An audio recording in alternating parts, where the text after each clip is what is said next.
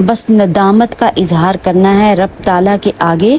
अल्लाह मियाँ ने कहा है कि तुम जितने मर्जी गुनाह कर लो, पर तुम मेरे बंदे बन के मेरे पास आओ और तौबातुन नसूह जो है वो कर लो, सच्ची तौबा करके।